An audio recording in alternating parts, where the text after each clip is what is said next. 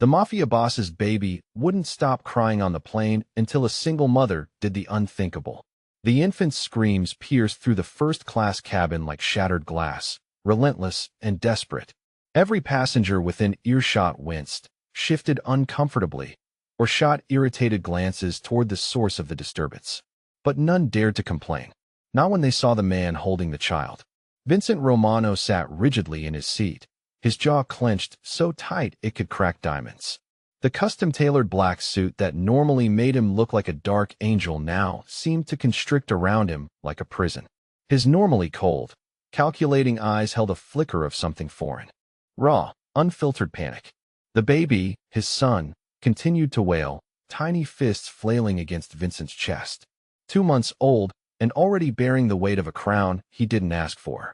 2 months since Sophia had taken her last breath, bringing this child into the world. 2 months since Vincent Romano, the most feared man in the American underground, had become something he never thought possible. Helpless, one of his bodyguards leaned in carefully, speaking low enough that other passengers couldn't hear. "We could land early. Find a no." Vincent's voice was still wrapped in silk. "We stay on schedule." But the baby didn't care about schedules.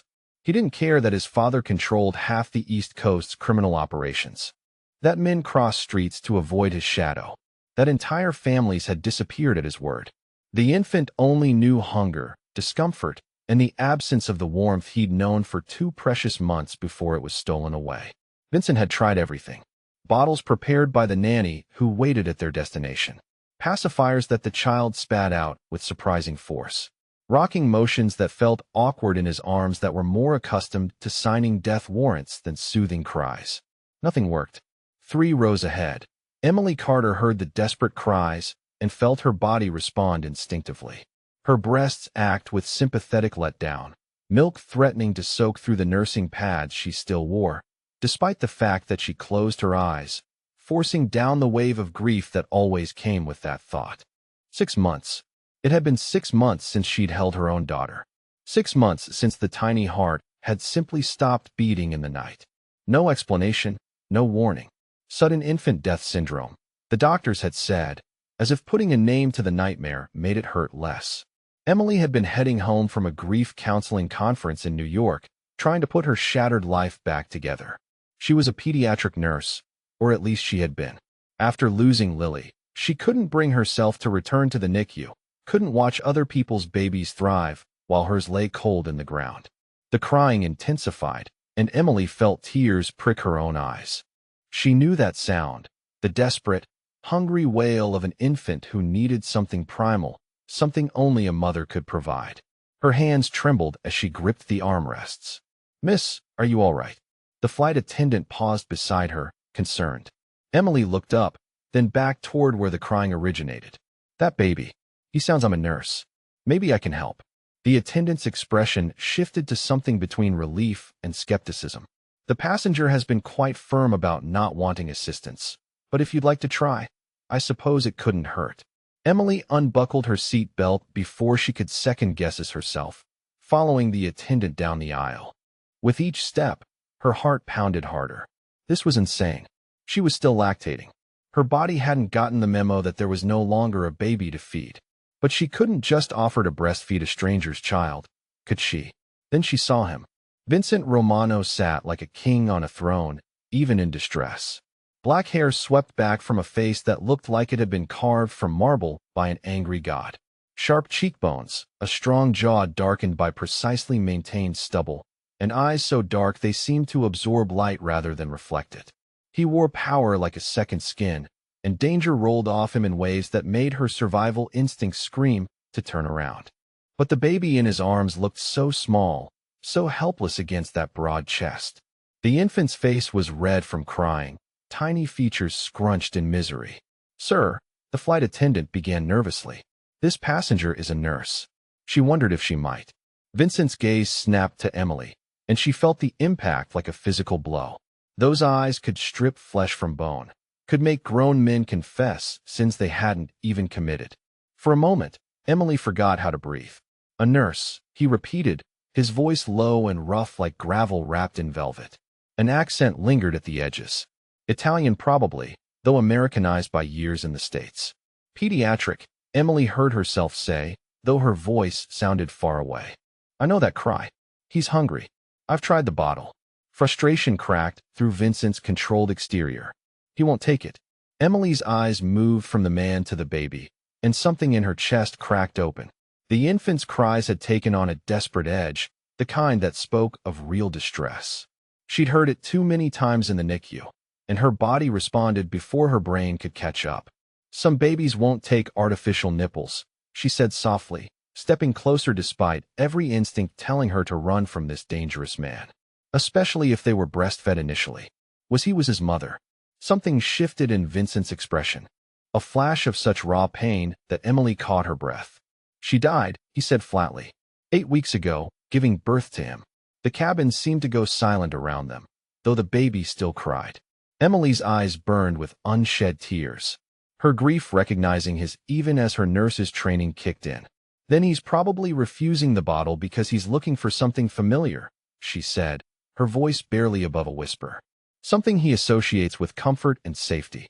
Their eyes locked, and Emily saw the exact moment he understood what she was implying. His jaw tightened, and for a second she thought he might order her away. But then the baby let out another desperate wail, and something in the untouchable mafia boss crumbled. Are you offering what I think you're offering?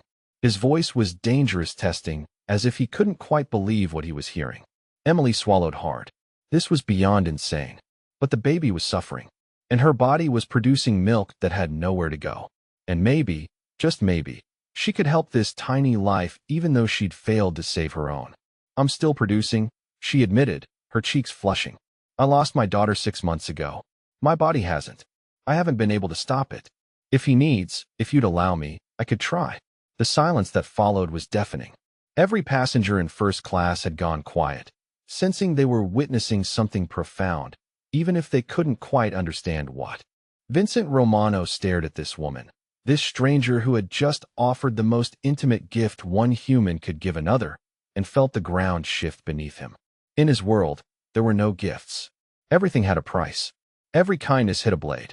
But this woman's eyes held only compassion and a grief that mirrored his own. The restroom, he said abruptly, standing with fluid grace despite the child in his arms. It's more private.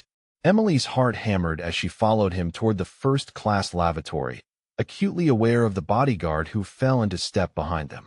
This was real. This was actually happening. The bathroom was small but luxurious, as an airplane bathroom could be. Vincent stood in the doorway, his large frame taking up most of the space, hesitation written across features that probably hadn't shown uncertainty in years. I'll wait outside, he said finally, his voice rough.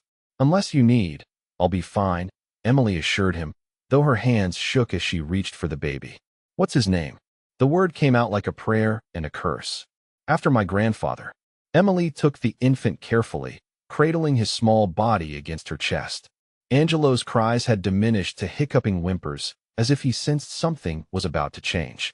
She looked up at Vincent, at this dangerous, powerful man who had just entrusted her with his most precious possession, and saw vulnerability that took her breath away. I'll take care of him, she promised.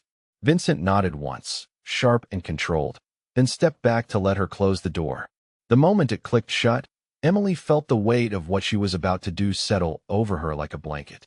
Her hands moved on autopilot, unbuttoning her blouse with the efficiency of someone who had done this 1,000 times before. The nursing bra came next, and then she was positioning Angelo at her breast, supporting his tiny head the way she'd supported so many infants in the NICU. For a moment, nothing happened. Angelo whimpered, turning his face against her skin, searching. Then his instincts kicked in, and he latched on, and Emily felt the familiar pull and release as he began to nurse. Tears streamed down her face, silently, as she looked down at the baby in her arms. He wasn't Lily. He would never be Lily. But he was a child who needed comfort, who needed nourishment, who needed the one thing her body was still desperate to provide. It's okay, little one, she whispered, stroking his dark hair. It's okay.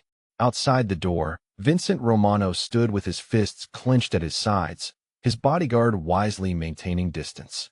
The silence that had replaced his son's cries was both a relief and a torment. He'd just handed Angelo to a complete stranger. He who trusted no one, who verified the background of every person who came within 10 feet of his child, had just given his son to a woman whose last name he didn't even know. But something about her had reached through the armor he'd built around himself. Maybe it was the grief in her eyes that matched his own. Maybe it was the desperate courage it took to offer such an intimate kindness to a stranger. Or maybe it was simply that for the first time in 8 weeks, someone had offered to help without wanting something in return. When the bathroom door opened 15 minutes later, Emily emerged with Angelo sleeping peacefully in her arms. The infant's face was relaxed, his tiny fist curled against her chest, completely at peace. Vincent looked at his son truly peaceful for the first time since Sophia's death and felt something shift in his chest. Something dangerous. Something that in his world could get people killed. "He's asleep," Emily said unnecessarily, her voice soft to avoid waking the baby. "He ate well. He'll probably sleep for a few hours now." She moved to hand Angelo back, but Vincent's hand shot out to stop her, his fingers wrapping around her wrist with surprising gentleness. "Your name?" he demanded, though his tone had lost its edge. "Carter. Vincent Romano." He released her wrist, taking Angelo from her arms with practiced care. His son barely stirred, too content to wake. "I owe you a debt, Emily Carter." "You don't owe me anything." Emily began buttoning her blouse, suddenly aware of how intimate this situation was. "I was happy to help. In my world, everything comes with a price." Vincent's eyes fixed on her with an intensity that made her breath catch. "And what you just did, feeding my son, giving him peace when nothing else could, that's not something I can simply walk away from." Something in his tone made Emily's heart race with more than attraction. It sounded almost like a warning. "I should get back to my seat." The word was command, not request. Vincent shifted Angelo to one arm with the ease of someone who'd been doing this alone for weeks, then pulled a business card from his suit pocket. "Call me when we land. I want to properly thank you." Emily took the card reflexively, her fingers brushing his. The contact sent electricity up her arm, and from the slight widening of his eyes, he'd felt it, too. "That's not necessary." "It is to me." His voice had gone soft. "Dangerous. You gave my son something precious. The least I can do is buy you dinner." Emily knew she should say no. Everything about this man screamed danger, from the way other passengers averted their eyes when he passed to the bodyguards who shadowed his movements. But there was something in his expression when he looked at his son. A vulnerability that called to her own broken heart. "Dinner." She found herself agreeing. "Just dinner." A ghost of a smile touched Vincent's lips, transforming his face from dangerous to devastatingly handsome. "Just dinner," he echoed, though something in his tone suggested he was making a promise neither of them understood yet. Emily returned to her seat in a daze. The warmth of Angelo's small body still imprinted on her skin. She didn't notice the way Vincent's bodyguards were already pulling up information on her. Didn't see the calculating look in Vincent's eyes as he watched her walk away. In his world, in the world of the American Mafia, where tradition ran deeper than blood, what had just happened wasn't simple. It wasn't just a kind stranger helping a child in need. In the old ways, the ways his grandfather had taught him, the ways that still governed the ancient families, a woman who nursed a Don's child became bound to that family, became bound to him. Emily Carter had just fed his son. She'd given Angelo the one thing Vincent couldn't provide, the one thing he'd been desperate for since Sophia's death. In doing so, she'd fulfilled a role that, in the traditions of their world, made her something sacred, made her his. Vincent looked down at his peacefully sleeping son and felt the ghost of his grandfather's words echo through his mind. When a woman feeds your child from her own body, she becomes the child's mother. And a Don's child can have only one mother, his queen. He hadn't believed in the old ways, not really. They were superstitions, traditions from a different era. But holding Angelo truly at peace for the first time since birth, Vincent felt the weight of those ancient rules settling over him like a mantle. Emily Carter didn't know it yet, but the moment she'd offered to feed his son, she'd stepped into his world. And in his world, some things were sacred. Some bonds couldn't be broken. Some debts could only be paid one way. The plane continued its journey through the clouds, carrying two broken souls toward a destiny neither had seen coming. Emily Carter, the pediatric nurse running from her grief, and Vincent Romano, the mafia boss who just found something more precious than power. someone who could give his son the love of a mother. But love in his world came with a price. And that price was written in tradition older than America itself. Emily had saved his son's life tonight. Even if she didn't realize it, Angelo had been slowly starving, refusing every bottle, growing weaker each day. The doctors had talked about feeding tubes, about hospitalization. But one act of compassion from a stranger had solved what weeks of medical intervention couldn't. And Vincent Romano always paid his debts. Always. The black SUV that picked up Emily from the airport 2 days later was not what she'd expected. She'd imagined a normal restaurant, maybe something upscale given Vincent's obvious wealth. Instead, the driver, a mountain of a man with cold eyes and an earpiece, had escorted her into a vehicle that screamed federal protection or something darker. The windows were tinted so dark she couldn't see out, and the locks engaged with an ominous click the moment her door closed. "Where are we going?" Emily tried to keep her voice steady as the SUV pulled into traffic. "The Don's estate, miss." The driver's eyes met hers in the rear-view mirror. "He thought you'd be more comfortable with a private dinner." Given the baby, the Don, not Vincent, not Mr. Romano, the Don. Emily's stomach twisted as pieces began clicking into place. The bodyguards on the plane, the way passengers had given him a wide berth, the ease with which he commanded others, the casual use of the title Don, a title she knew from crime dramas and news reports about organized crime. Oh God, what had she gotten herself into? The SUV wound through the streets of Newark before heading into the suburbs, each mile taking them farther from public spaces and closer to sprawling estates hidden behind stone walls and iron gates. When they finally turned through a particular gate, this one guarded by 2 men with very obvious weapons, Emily felt her heart climb into her throat. The estate was massive, a sprawling mansion that looked like something out of The Godfather. Manicured lawns stretched in every direction, and Emily counted at least 4 other security personnel patrolling the grounds before the SUV pulled up to the main entrance. "Miss Carter." A woman in her 60s appeared at the door, her severe expression softening slightly as she looked Emily over. "I'm Rosa, the house manager. Romano is waiting in the nursery. If you'll follow me." Nursery, right? Because this was about Angelo. Emily clung to that thought as Rosa led her through a home that belonged in Architectural Digest. Marble floors, priceless artwork, furniture that cost more than Emily's yearly salary. Everything screamed wealth and power and danger. They climbed a grand staircase to the 2nd floor, and Emily heard it before she saw it. Angelo's cries, not as desperate as on the plane, but still distressed. Rosa opened a door to reveal a nursery that was both opulent and surprisingly warm, decorated in soft blues and silvers with a mural of clouds covering one wall. Vincent stood by the window, Angelo wailing in his arms, his expression tight with frustration. He'd shed the suit jacket and rolled up his sleeves, revealing forearms corded with muscle, and Emily's breath caught. Extensive tattoos that disappeared beneath the fabric. Not regular tattoos. These were deliberate, symbolic.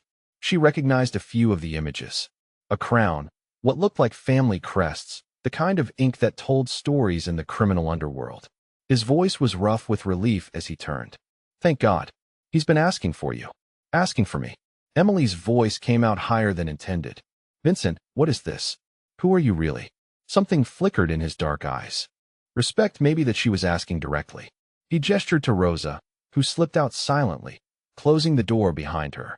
Suddenly, Emily was alone with the most dangerous-looking man she'd ever met and his crying infant. "I think you already know," Vincent said quietly, still rocking Angelo. "You're smart. You've put the pieces together. You're with the Mafia." It wasn't a question. "I am the Mafia. At least I'm the head of the Romano family. We control most of the operations from here to Boston. Shipping, construction, waste management. Some legitimate, some." He paused. "Less legitimate." Emily backed toward the door, her hand fumbling for the handle. "I need to leave. Angelo needs you." Vincent's voice stopped her, not because it was commanding, but because it was broken. "Look at him, Emily. Really look." Against her better judgment, Emily did. The baby in Vincent's arms was thinner than he'd been on the plane. His cries had a weak quality to them that made her nurse's instincts scream alarm. Dark circles shadowed his tiny eyes, and his skin had lost the healthy flush infants should have. "What happened?" She was moving forward before she could stop herself. He looked fine 2 days ago. He won't eat. Vincent's jaw clenched. Not the bottle, not anything. He took one bottle the night we landed, and since then, he's refused everything. The pediatrician wants to hospitalize him. Put in a feeding tube. But his voice cracked. I can't do that to him. He's already lost his mother. If I could give him what he needs, I would. But you can't. Emily finished, understanding flooding through her.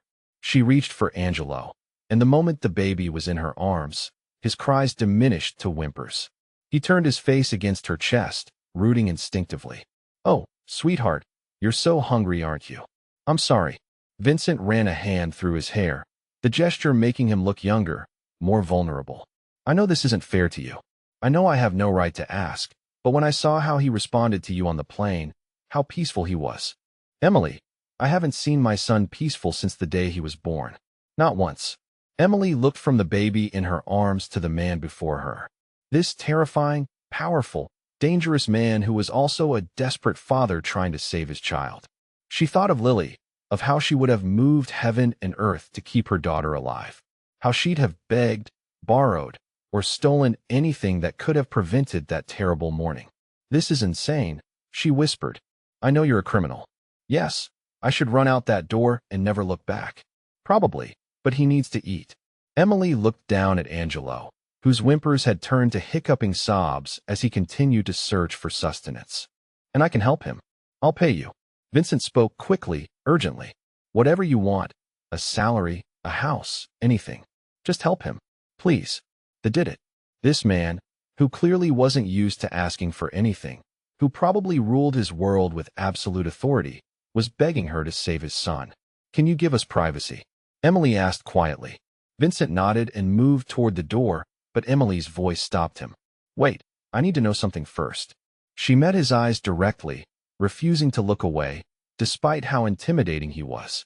On the plane, you said I'd stepped into your world, that what I did created some kind of debt. What did you mean? A muscle in Vincent's jaw ticked. For a long moment, he didn't answer, and Emily thought he might not. Then he sighed, the sound heavy with the weight of tradition. My grandfather was born in Sicily. He began, his accent thickening slightly as he spoke of his heritage. He brought the old ways with him when he came to America, built this family on those traditions. One of those traditions is about children, specifically about who feeds them. I don't understand. In the old families, blood isn't the only thing that makes family. Milk does, too. Vincent's eyes were intense, burning with something Emily couldn't name. When a woman nurses a child that isn't biologically hers, especially the child of Adon, she becomes bound to that family, becomes sacred to them. In the oldest traditions, she becomes what? Emily's heart was pounding. The child's mother, Vincent finished. And in our world, Adon's child can have only one mother, his wife. Emily stared at him, trying to process what he'd just said, trying to understand if he was saying what she thought he was saying. You can't be serious. I don't expect you to marry me, Vincent said quickly. This isn't medieval Sicily, but in my world, what you did on that plane, it means something. It means you're under my family's protection now, whether you want it or not.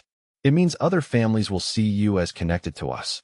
And it means, he stopped, seeming to struggle with the words. It means I can't let you walk away. Can't let me. Emily's voice rose. You don't own me. I'm not some possession you can claim because of an old superstition. It's not a superstition to the people I deal with. Vincent's voice hardened. The moment word gets out that you nursed my son, and it will get out, Emily. Things like this don't stay secret in my world. You'll become a target. Rival families will see you as a way to get to me. You'll need protection. My protection. Then I won't do it again. Emily held Angelo closer. Even as the baby's whimpers intensified. I'll help him today. Make sure he's eating properly. And then I'll leave. No one needs to know. Rosa already knows. My driver knows. My security team knows. Vincent stepped closer, and Emily fought the urge to back away. And in about 3 hours when my underboss comes for his weekly report, he'll know. By tomorrow, every family from here to Chicago will know that Vincent Romano's son has a wet nurse. That's how fast information travels in this world. Then tell them I'm just an employee, a hired nurse. It doesn't work like that. Frustration colored his tone. The symbolism matters. The act itself matters. You gave my son something precious, something intimate. In the eyes of the old families, that makes you precious. It makes you mine to protect. I'm not yours. But even as Emily said it, Angelo let out a desperate cry, and she felt her body respond. Milk letting down despite her emotional state. The baby sensed it, too, rooting more frantically against her shirt. Vincent saw her cease, saw the understanding in her eyes that her body was betraying her resolve. He needs you, he said softly. And like it or not, you need me now, too. Because I promise you, Emily Carter, the moment other families find out about this, your life will never be the same. Emily looked down at the suffering infant in her arms, then back up at the dangerous man before her. Every rational part of her brain screamed to run, to get as far from this world as possible. But she was a nurse. She'd taken an oath to help those in need. And this baby, this innocent child who'd lost his mother the day he was born, needed her desperately. 1 week, she heard herself say. I'll stay 1 week. Help get him established on a bottle. Work with a lactation consultant to find a solution. But then I'm gone, and you tell everyone I was just a temporary medical solution. No weird mafia marriage traditions, no sacred bonds, just a professional arrangement. Vincent's expression was unreadable. 1 week, and I wanted in writing a contract that says I'm free to leave after 7 days with no retaliation, no following me, no claiming me as some kind of property. He pulled out his phone. I'll have my lawyer draw it up within the hour. Emily nodded, not trusting herself to speak. She turned away from him, settling into the plush rocking chair positioned near the window. Privacy, she repeated. This time, Vincent left without argument, pulling the door closed behind him. Emily heard him post someone outside. Of course he did. He probably had guards everywhere. But for now, she was alone with Angelo. Okay, little one, she whispered, unbuttoning her shirt with shaking hands. Let's get you fed. Angelo latched on immediately, his desperate suckling gradually easing into the rhythmic pull of a satisfied infant. Emily closed her eyes, tears streaming down her face as she rocked him. This was wrong on so many levels. She was feeding a crime lord's baby, sitting in a mansion bought with blood money, trapped by traditions older than America itself. But God, it felt right to have a baby in her arms again. To feel needed, to feel like maybe she could save this one, even though she'd failed to save Lily. Outside the door, Vincent leaned against the wall, listening to the silence that meant his son was finally eating. Finally at peace. He pulled out his phone and made a call. Antonio, I need you here now, and bring the lawyer. He paused, listening to his underboss's response because we have a situation. The baby has a wet nurse. He could practically hear Antonio's shock through the phone. In their world, everyone would know exactly what that meant. Yeah, Vincent continued, his voice grim. I know what the traditions say. That's why we need the lawyer. I need to figure out how to protect her without he stopped, not wanting to voice what the old ways would demand. What his grandfather would have insisted upon without question. When a woman nurses a Don's child, she becomes the Don's wife, not through ceremony or paperwork, but through an act older and more binding than any legal contract, through the sacred act of sustaining the family's heir. Vincent had told Emily he didn't expect her to marry him, and he'd meant it. He didn't believe in forcing women into anything. Traditions be damned. But he also knew that in the eyes of every old-school family from New York to Sicily, the moment Emily Carter had put Angelo to her breast, she'd become the Romano family's queen, whether she wanted the crown or not. And that meant Vincent had to protect her, had to claim her publicly as under his protection before rival families decided to make their own moves. Had to make it clear that touching Emily Carter was tantamount to declaring war on the Romano family. He just had to figure out how to do that without making her hate him in the process. Inside the nursery, Emily held Angelo as he nursed, completely unaware that she'd just become the most valuable and most dangerous woman in the American underworld. Unaware that Vincent Romano's rivals were already making plans, seeing opportunity in this unexpected development. Unaware that the man outside that door was already falling for her, drawn to her courage and compassion in ways that terrified him. Because in his world, love was a weakness. Love got people killed, but his son needed her. And increasingly, Vincent was realizing he needed her, too. 1 week, she'd said, 7 days to get Angelo eating properly, and then she'd walk away. Vincent stared at the closed nursery door and made a decision that would change everything. He'd give her the week, let her think she could leave, let her feel safe enough to lower her guard. And in that time, he'd show her that despite the darkness of his world, despite the blood on his hands, he could be what she and Angelo needed. Because 1 week wasn't going to be enough. Not nearly enough for any of them. For days into Emily's 1 week, the mansion had become a strange kind of home. She'd been given a bedroom suite adjacent to the nursery for convenience, Rosa had explained, though Emily suspected it was more about keeping her close and secure. The rooms were beautiful, decorated in soft creams and golds, with a bathroom that had a tub large enough to swim in. Everything screamed luxury and comfort and captivity. Emily spent most of her time in the nursery with Angelo, feeding him every 3 hours, learning his rhythms, watching him slowly regain the healthy flush that babies should have. Vincent was there for almost every feeding, sitting in the corner chair like a silent guardian, watching his son nurse with an expression that twisted Emily's heart. He never pressured her, never crossed lines, but his presence was constant and increasingly magnetic. He's gaining weight, Emily said on the 4th evening. Angelo sleeping peacefully in her arms after his feeding. Another few days, and he'll be strong enough to try transitioning to expressed milk in bottles. But Vincent's tone didn't sound pleased. He looked tense, wound tight. His jaw locked in that way. She was starting to recognize meant he was holding something back. What's wrong? We need to talk. He stood, moving to close the nursery door more firmly. About the situation. Emily's stomach dropped. What situation? Word got out. He ran a hand through his hair, messing the perfectly styled black strands. About you. About what you're doing for Angelo. 3 families have already reached out, making inquiries. Polite ways of asking if I've claimed you formally. His eyes met hers, dark and intense. If you're under my protection as just an employee or as something more. And what did you tell them? That you're mine. The words came out rough, possessive.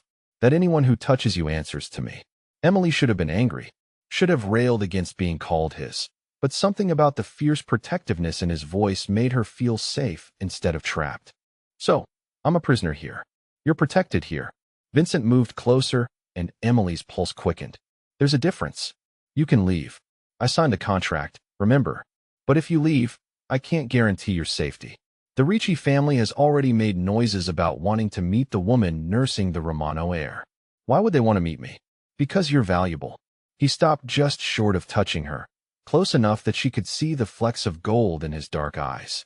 In the old ways, the woman who nurses Adon's child holds almost as much power as the Don himself. She's sacred, protected, and he hesitated. And what?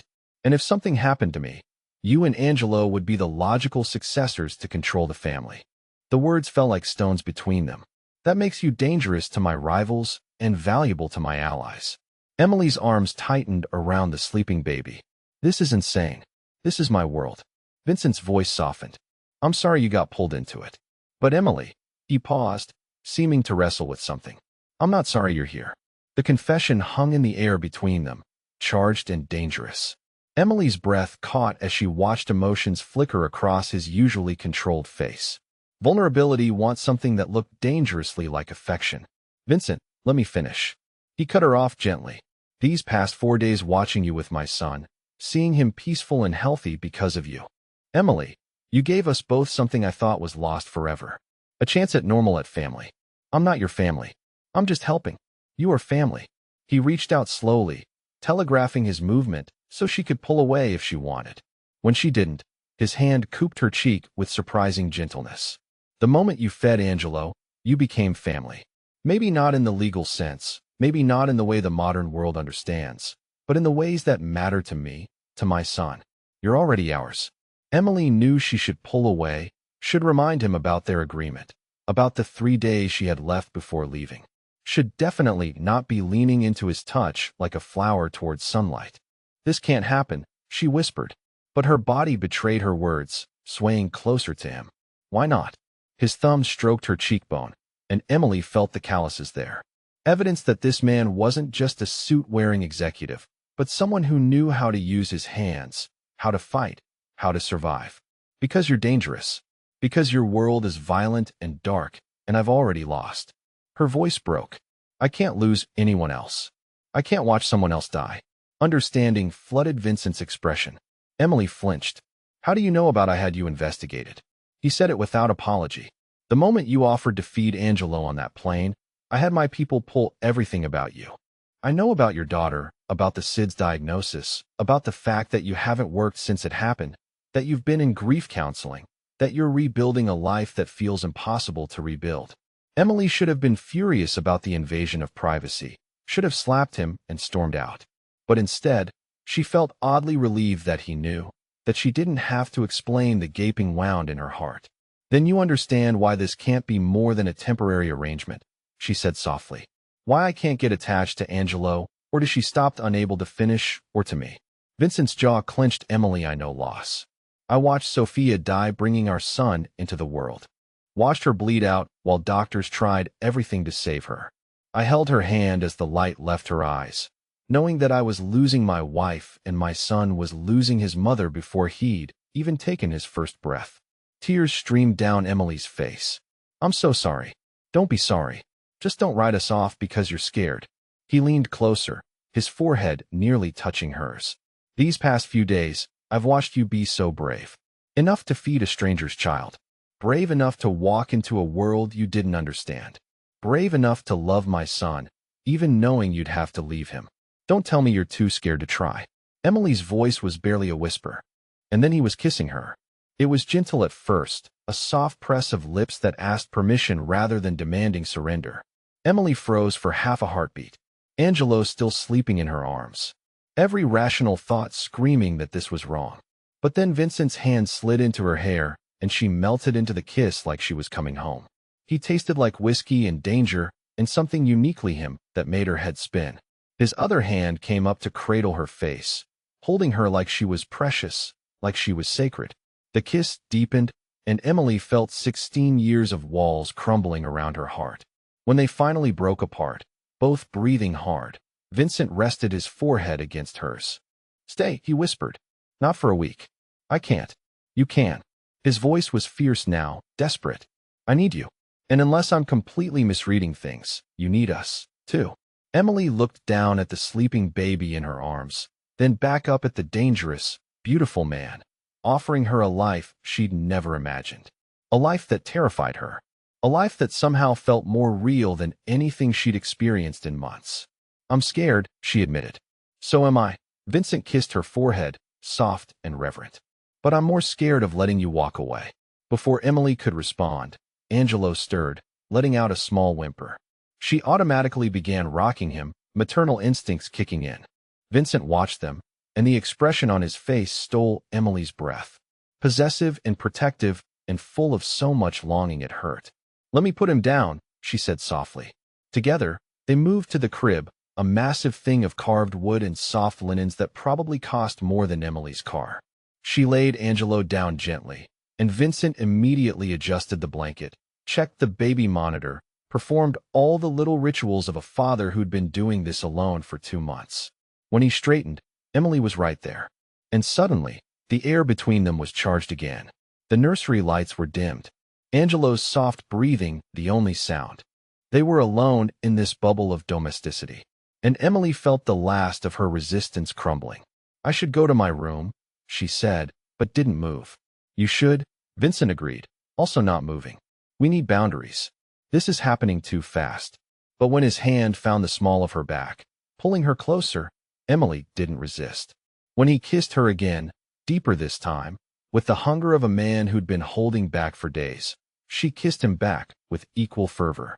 They stumbled away from the crib, mindful of the sleeping baby, until Emily's back hit the wall, and Vincent was pressing against her, all hard muscle and controlled power.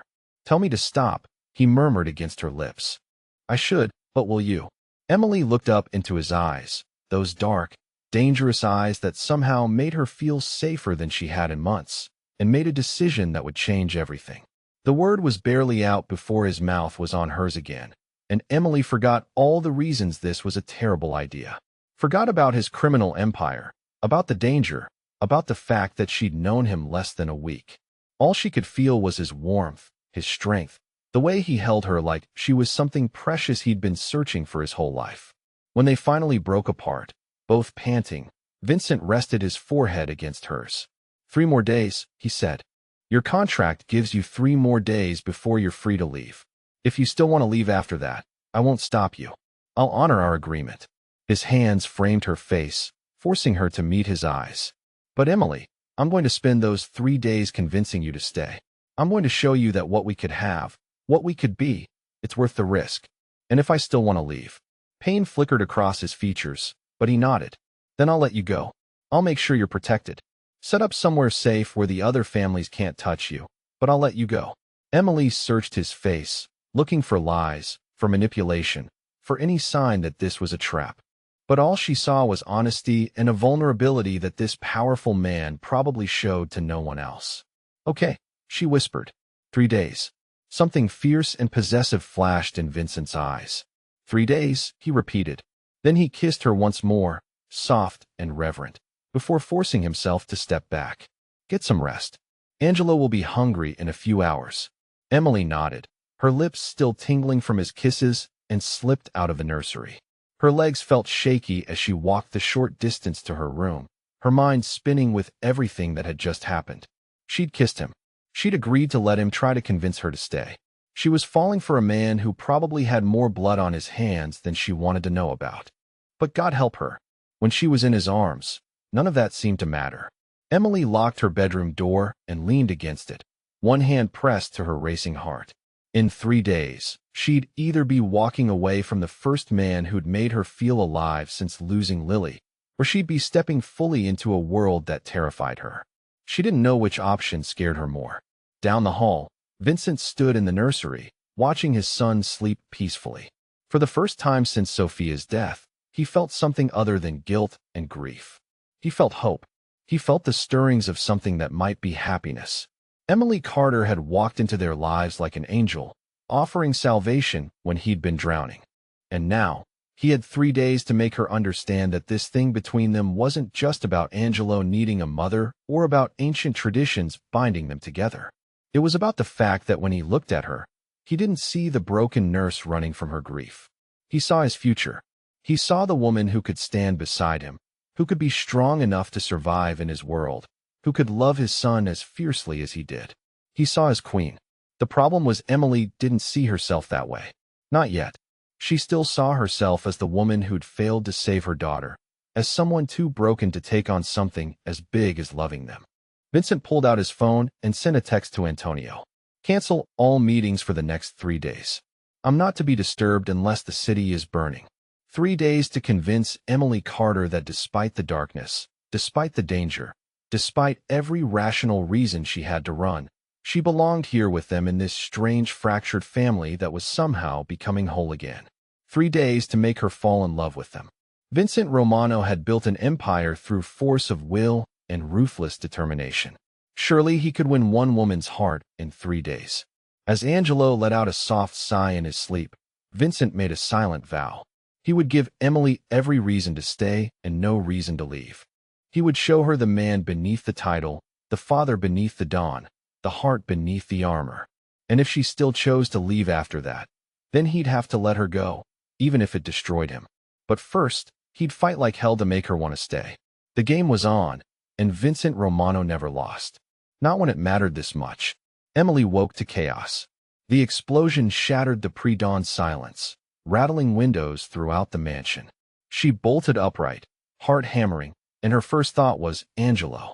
She ran barefoot across the hall into the nursery, finding Vincent already there, his son clutched protectively against his chest. "What's happening?" Emily's voice trembled. They made their move. Vincent's face was carved from stone. All vulnerability from their kiss the night before, replaced by the cold dawn she'd glimpsed on the plane. The Richiettes. "They just bombed my warehouse on the docks." Before Emily could respond, Antonio burst through the door, blood streaking his temple. "Boss, it's a distraction." They hit 3 locations simultaneously, and they left a message. He glanced at Emily, hesitation clear. "Say it," Vincent commanded. "They want the woman. They said if you don't hand over the Romanos' wet nurse by midnight, they'll level every property you own." The room spun around Emily. This was her fault. Her presence had painted a target on this family. "Give me to them." The words tumbled out before she could stop them. "If it stops the war, no?" Vincent's voice was absolute, brooking no argument. He handed Angelo to Rosa, who had appeared silently in the doorway. Take him to the safe room now. Then he was in front of Emily, his hands gripping her shoulders with barely controlled intensity. Listen to me very carefully. You are under my protection. That means I would burn this entire city to the ground before I let anyone take you. Do you understand? Emily saw it then. The monster everyone feared.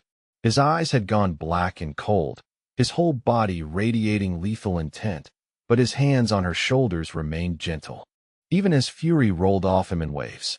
They'll kill you, she whispered. They'll try. A dangerous smile curved his lips. They'll fail, but Emily, his expression softened fractionally. I need you to trust me. Can you do that? She should say.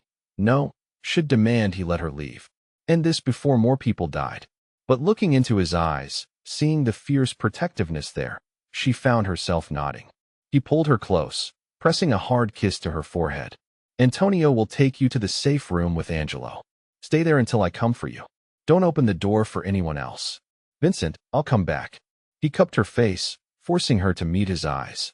I promise you, Emily Carter, I will come back. We have 3 days left. Remember, I'm not done convincing you to stay.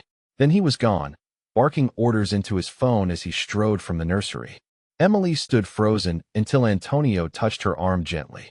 Miss Carter, we need to move. The safe room was deep in the mansion's basement, accessed through a hidden door in the wine cellar. It was surprisingly comfortable. A full apartment with bedrooms, kitchen, and enough supplies to last weeks.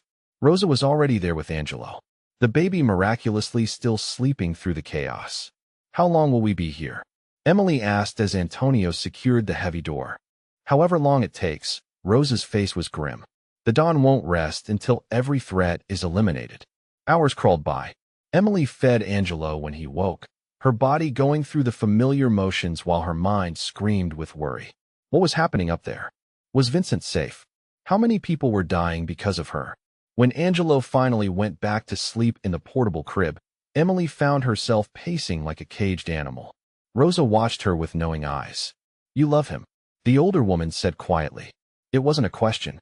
I barely know him. That doesn't answer my question. Emily stopped pacing, her shoulders slumping. How can I love someone whose world is so violent? Someone who probably has blood on his hands. My husband worked for the Don's father, Rosa said. 30 years in this life. It took him in the end. A rival's bullet meant for the old Don. But those 30 years, they were full of love, loyalty, and family. Yes, there was darkness. There's always darkness in this world. But there was light, too. Does the light make up for the darkness? That's for you to decide, Miss Carter. Rosa stood, moving toward the small kitchen. But I'll tell you this. I've worked for the Romano family for 40 years. I've seen 3 Dons, and I've never seen one look at a woman the way Vincent looks at you, like you're his salvation. Emily was still processing those words when the lights flickered.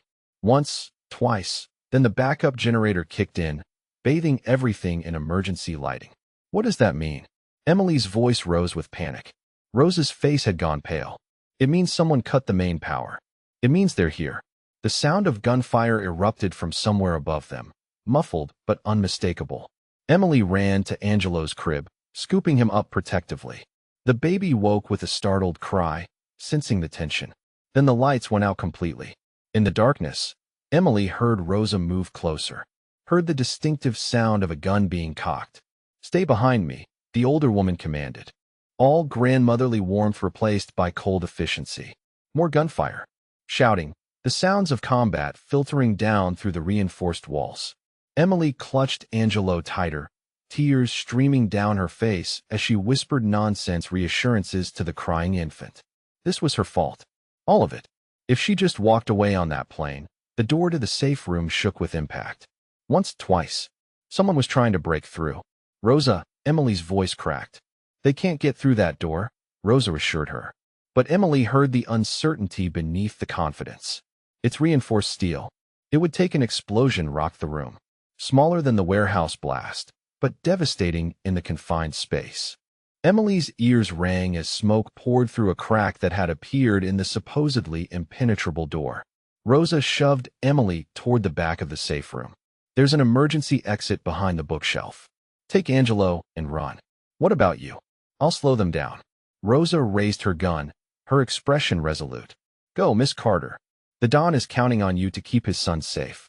Emily ran, Angelo screaming in her arms, fumbling for the hidden latch Rosa had shown her during the safety briefing. The bookshelf swung open, revealing a narrow tunnel barely lit by battery-powered emergency lights. Behind her, she heard the safe room door finally give way. Heard Rosa's gunfire once, twice, 3 times. Heard a man's voice shout in Italian. Then she was in the tunnel, running blindly through the darkness with Angelo clutched to her chest, not knowing if she was running towards safety or into the arms of the enemy. Not knowing if Vincent was alive or dead. Not knowing if she'd ever get the chance to tell him that yes, God help her, she did love him. The tunnel seemed endless. But finally, Emily saw light ahead. She burst out into the night air, finding herself in the woods behind the estate. In the distance, she could see flames rising from the mansion, could hear the sounds of combat. And then she heard something else. A car engine getting closer. Emily turned to run deeper into the woods, but it was too late. The SUV screeched to a stop, and men poured out. Not Vincent's men. She knew that instantly from the way they moved, from the predatory smiles on their faces. One of them stepped forward, older with cold eyes and a smile that made Emily's blood freeze. The famous wet nurse, he said in heavily accented English. Finally, take her. Emily fought, screaming Angelo's name as hands grabbed her, but it was useless. They were professionals, and she was just a terrified nurse trying to protect a baby. The last thing she saw before they forced a cloth over her mouth was the mansion burning in the distance, smoke rising like a funeral pea into the dawn sky. Then darkness claimed her, and Emily Carter disappeared into the night with the Romano heir in her arms, wondering if the man she'd fallen for would even survive long enough to search for her. Emily woke in a room that reeked of old money and older sins. Her head pounded from whatever they'd used to knock her out, but her first thought was Angelo. She bolted upright to find the baby sleeping peacefully in an antique bassinet beside the ornate bed where she'd been placed. Relief flooded through her. They hadn't heard him. Awake finally, the voice came from the shadows. The older man from the woods stepped into the light. I am Salvatore Ricci, and you, my dear, are worth your weight in gold. Where are we? Emily's voice was Horo. My estate about 50 miles from the Romano mansion, or what's left of it. His smile was cruel. Don't worry. Your beloved Don is alive for now. I made sure word reached him about where to find you. Want him to come. Understanding dawned with horror. Of course. Vincent Romano destroyed my family 10 years ago. Killed my sons. Took my territory.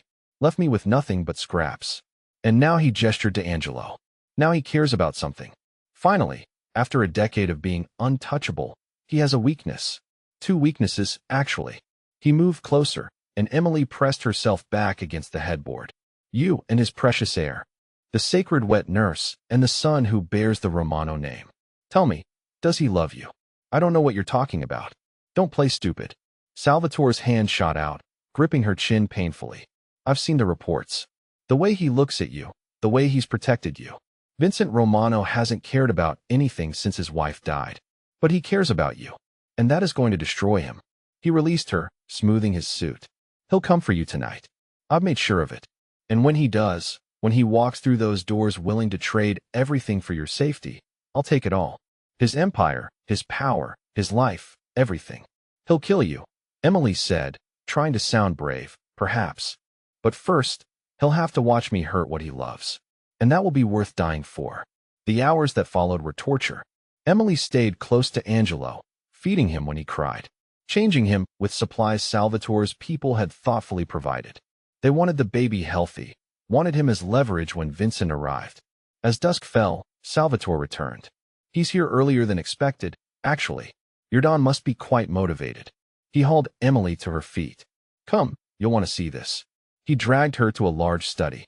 Angelo clutched in her arms and positioned her near the window where she could see the grounds below. Her heart stopped. Vincent stood alone in the center of the courtyard, illuminated by floodlights. No bodyguards, no weapons visible, his hands raised in surrender. But even from this distance, Emily could see the coiled violence in his stance, the barely leashed fury in his posture. Ricci, his voice carried clearly through the open window. I'm here. Let them go. Salvatore laughed. pushing Emily closer to the window so Vincent could see her. The moment their eyes met across the distance, Emily saw Vincent's mask crack. Raw emotion flooded his face. Relief, fear, love. Your empire for the woman and child, Salvatore called down. Sign over everything. Territory, businesses, operations, all of it. Make me Don of the Romano family, and I'll let them live. Vincent didn't hesitate. I'll sign whatever you want. Just don't hurt them. Emily's eyes widened with shock. He was giving up everything. His entire world, his power, his legacy for her and Angelo. Touching. Salvatore sneered. But I think we both know I can't let you live, Romano. You just rebuild. Come after me. No, you have to die. But first, you'll watch me take everything. He pulled a gun, pressing it to Emily's temple. Starting with her, everything happened in slow motion. Emily saw Vincent move impossibly fast for someone who was supposed to be unarmed. His hand went to his ankle, came up with a weapon. At the same moment, Emily did the only thing she could think of. She bit down hard on Salvatore's wrist, making him jerk the gun away from her head. The shot went wide. Glass shattered, and then the world exploded into chaos. Doors burst open and Vincent's men poured in. They'd been there all along, hidden, waiting. But Vincent himself was already inside, moving like death incarnate. Emily had never seen anything so terrifying or so beautiful. Salvatore grabbed for her again, but Emily was done being a victim. She swung Angelo's bassinet at his knee. Thankfully, the baby was still in her arms, and the old man stumbled. It was all the opening Vincent needed. You touched what's mine. Vincent snarled, and his fist connected with Salvatore's jaw with a crack that echoed through the room. The fight was brutal, but brief. Salvatore was old, past his prime. Vincent was in his prime and fueled by fury. When it was over, Salvatore was on his knees, bleeding, defeated. Kill me, he spat. End it. Vincent leveled his gun at the old man's head. Emily saw his finger tighten on the trigger, saw the cold calculation in his eyes. This was the monster, the killer, the Don who'd built his empire on violence. Vincent. Emily's voice cut through the haze. He looked at her, and Emily saw him wearing with himself. Saw the darkness battling with the man she'd come to know. He tried to kill you. Vincent growled. He put his hands on you. On my son. I know. Emily walked closer. Angelo sleeping miraculously in her arms. But if you kill him like this in cold blood while I watch, you'll lose yourself. And I need you. Not the Don, not the monster. We need the man. The silence stretched. Then Vincent lowered his gun. Take him, he ordered his men. Turn him over to the families. Let them decide his fate for breaking the old laws by targeting a sacred woman. As Salvatore was dragged away, screaming threats, Vincent turned to Emily. For a moment, they just stared at each other. Then he crossed the distance in 2 strides, pulling her and Angelo into his arms. I thought I'd lost you, he whispered into her hair. When I saw the safe room breached, when I couldn't find you, Emily, I thought I'd lost you both. You found us. Emily pulled back enough to look at his face. You gave up everything to save us. I'd give up everything 1,000 times over. He cupped her face with shaking hands. None of it matters without you. The empire, the power, the name, it all means nothing if you're not here. The families won't accept that, Emily said. You can't just walk away from being a Don. Watch me. His eyes blazed with determination. I'm done with this life, Emily. I'm done with violence and death and living in darkness. You made me want something more. Made me remember there's light in the world. But the Romano family has a successor waiting. Vincent's smile was grim. My cousin Giuseppe, yes, I named my son after him, has been angling for the position for years. He can have it. I'm taking my son and the woman I love, and I'm walking away. The woman you love. Emily's heart hammered. Did you think I'd give up my empire for just anyone? He kissed her softly. I love you, Emily Carter. I loved you when you offered to feed my son. Loved you when you stood in my world and refused to break. Love you now, standing here covered in glass and dust, still protecting my child. Tears streamed down Emily's face. This is crazy. Probably. I've known you a week. Best week of my life. Your world almost got us killed. I'm leaving that world for you. For Angelo. He kissed her again deeper. Say you'll stay not for 3 days, forever. Be my wife, Emily. Not because of traditions or sacred bonds, but because I love you and I hope you might love me, too. Emily looked at this beautiful, dangerous, impossible man. Thought about her week in his world. Thought about how alive she'd felt in his arms. Thought about Angelo sleeping peacefully against her chest. This child who'd healed something broken in her heart. I do love you, she whispered. God help me. Then say yes. 6 months later, Emily stood in a small church in Montana, wearing a simple white dress with Angelo, now chubby and healthy, babbling happily in Rosa's arms in the front pew. Nervous? Vincent asked, looking devastating in a dark suit, his hand warm in hers. Terrified, Emily admitted, but in a good way. The wedding was small. Just Rosa, Antonio, and a handful of others who'd followed Vincent into his new life. Emily's parents were there, too, cautiously accepting of their daughter's whirlwind romance with the reformed businessman who'd swept her off her feet. They didn't know the whole truth. Didn't need to. That part of Vincent's life was over. The vows were simple. No mention of Don or empires or sacred traditions. Just two people promising to love each other through whatever came next. When Vincent kissed her, Emily felt complete for the first time since losing Lily. This was her family now. Her impossible, beautiful, miraculous family. The reception was held at their new home, a ranch house on 50 acres of Montana wilderness, far from New York and the life Vincent had left behind. As they danced under string lights, Angelo sleeping peacefully inside, Emily marveled at how much had changed. Any regrets? She asked against Vincent's chest. Not one. He pulled back to look at her. Though I should warn you, Antonio got a concerning call today. The family's found us. Vincent's jaw tightened. Nothing threatening. Just checking in, making sure we're really out. And are we? He kissed her forehead. I made my position clear. I'm done. The Romano family belongs to Giuseppe now. My cousin Giuseppe, I mean. And if anyone has a problem with that, they can take it up with the Council of Families, who by the way officially sanctioned my retirement. Because of me, Emily understood. Because I'm sacred to them. Because you saved the Romano heir when no one else could. Because you proved that love is stronger than power. Vincent smiled. The old families respect that. They won't touch us. As if on cue, headlights appeared at the end of their long driveway. Emily tensed, but Vincent squeezed her hand reassuringly.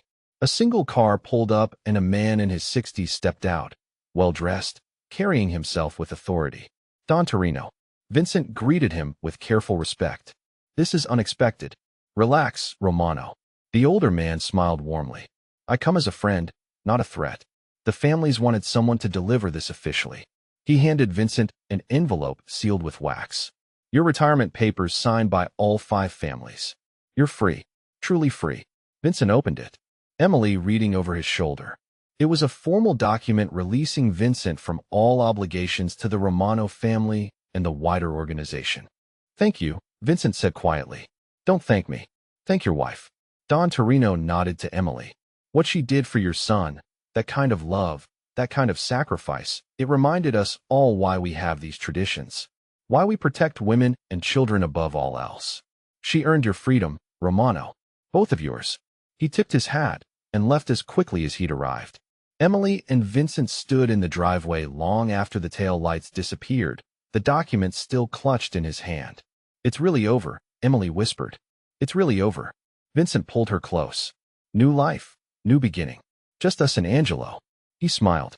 And maybe someday a little brother or sister for him. Emily's hand went to her stomach where their secret was still too new to be visible. Maybe sooner than you think. Vincent's eyes widened. Are you 3 weeks along? I wanted to tell you after the wedding. She bit her lip nervously. Is that okay? His answer was to sweep her into his arms and spin her around, laughing with pure joy. When he set her down, both of them were crying happy tears. More than okay, Emily. You've given me everything. A reason to live, a reason to love, a future worth having. You gave me that, too. She kissed him softly. You and Angelo, you saved me when I thought I couldn't be saved. They stood in the Montana darkness, the stars brilliant overhead, with their past behind them and their future stretching ahead bright and full of possibility. Inside, Angelo let out a small cry. They broke apart with matching smiles. Parents now, partners, lovers, friends. He's hungry, Emily said. Then let's go feed our son. Vincent took her hand together, the way it should be. As they walked inside, Emily looked back once at the driveway where the dawn had delivered their freedom, at the dark trees beyond that hid nothing more dangerous than wildlife. at the stars that witnessed their happy ending. She'd walked into a storm 6 months ago on that airplane. She'd found the most dangerous man in America and fed his child. And somehow, impossibly, miraculously, she'd found her home. Not in a place, but in a person. In a man who'd given up an empire for love. In a baby who'd needed her as much as she'd needed him. In a family built not on blood or tradition, but on choice. Emily Carter had finally found where she belonged, and she was never letting go. 3 months into their new life in Montana, Emily woke before dawn with a familiar nausea rolling through her stomach. The morning sickness had intensified, making her second pregnancy more challenging than her first. She slipped quietly from bed, careful not to wake Vincent, and made her way to the bathroom, where she retched silently into the toilet. When she emerged, Vincent was waiting in the hallway, his dark hair tousled with sleep, concern etched across his features. "You okay?" he asked softly, pulling her against his chest. "Just morning sickness," Emily whispered into his shirt. "It's worse this time." Vincent's hands stroked her back in soothing circles. "Maybe we should call Dr. Patterson. Make sure everything's all right." Emily nodded, though she knew the doctor would likely tell them what she already suspected. Her body was struggling to adjust to the pregnancy while still nursing Angelo. The pediatric nurse in her understood the physical demands, but understanding didn't make the exhaustion any easier to bear. From down the hall came Angelo's soft babbling. At 9 months old, he was crawling everywhere and pulling himself up on furniture. His development had exploded since they'd settled into ranch life, as if the peace and stability had unlocked something in him. "I'll get him," Vincent said, pressing a kiss to Emily's forehead. "You rest." Emily watched her husband walk toward their son's room and marveled at the transformation. 6 months ago, Vincent Romano had been one of the most feared men on the East Coast. Now he wore faded jeans and a flannel shirt, his expensive Italian leather shoes replaced by worn work boots. He'd thrown himself into ranch work with the same intensity he'd once brought to running a criminal empire, rising before dawn to tend to their small herd of cattle and repair fencing. But Emily could see the struggle beneath the surface. Vincent moved through civilian life like a man wearing clothes that didn't quite fit. His hypervigilance remained, eyes constantly scanning for threats that no longer existed. He'd installed a security system that would make Fort Knox jealous and kept loaded weapons strategically placed throughout the house, despite Emily's protests. The hardest part was watching him try to connect with their neighbors. The rural community of Pine Ridge was tight-knit, suspicious of outsiders, and Vincent's natural intensity made people uncomfortable. When he'd introduced himself to their nearest neighbor, Joe Patterson, as a former businessman from New York, the older rancher's eyes had narrowed with distrust. "You don't look like no businessman I ever met," Joe had said, his gaze taking in Vincent's powerful build and the way he carried himself like violence was always an option. Vincent had forced a smile that never reached his eyes. Different kind of business. Emily emerged from the bathroom feeling steadier and found Vincent in Angelo's nursery, their son perched on his hip while he gazed out the window at the sprawling Montana landscape. The morning light caught the silver that had appeared at Vincent's temples since they'd left New York, stress and transformation aging him in subtle ways. "Daddy," Angelo babbled, reaching for Vincent's face with chubby fingers. The wonder in Vincent's expression never failed to make Emily's heart ache.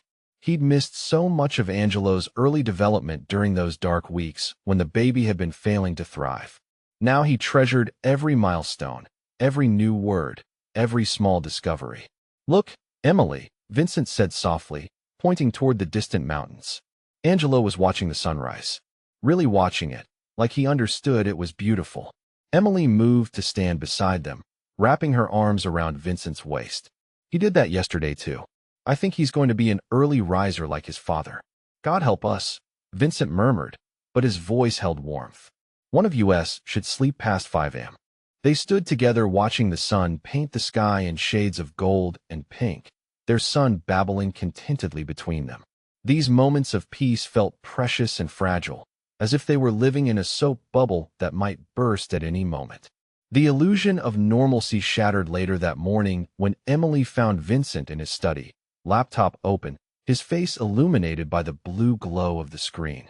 His shoulders were rigid with tension, and she could see the familiar coldness creeping back into his eyes. "What is it?" she asked, moving closer. Vincent closed the laptop with a sharp snap. "Nothing. Just checking cattle prices." But Emily had glimpsed enough of the screen to know he wasn't researching livestock. She'd seen what looked like surveillance photos and financial records, the kind of information that had nothing to do with ranching. "Vincent," she said quietly, "we talked about this." No looking back. He stood abruptly, the chair scraping against the hardwood floor. "You think I can just forget 30 years of my life, Emily?